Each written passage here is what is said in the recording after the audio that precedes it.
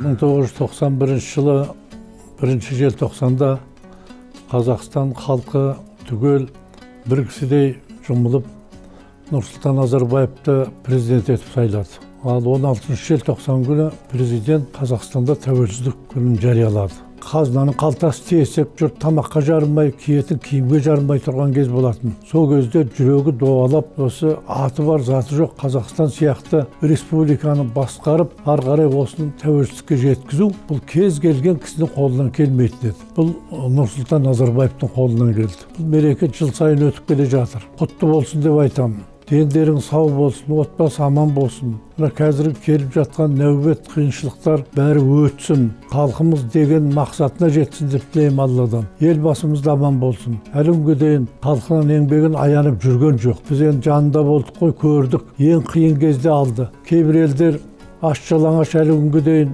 ыңырсып, әлі күнге дейін қиындықтарды көріп жатыр. Құдай содан сақтасын. Бізде соғыс болған жоқ, тышқан мұрны қанаған жоқ. Міне кішірақтарым оңай болған жоқ. Біз алғашқы кезде сол тәуелсіздіктің алдында да, тәуелсіздіктің алғашқы жылдарында да біз елбасының жанында болдық. Оғысының күйзелгенін, қиналғанын да көрдік бәрін. Басымыздан кешірдік. Құдайға тәуба, Қазақстанды осы жерге дейін алып келді.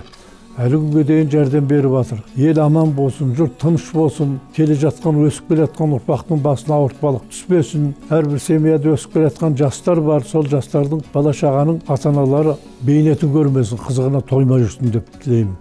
Құтты болсын мереке.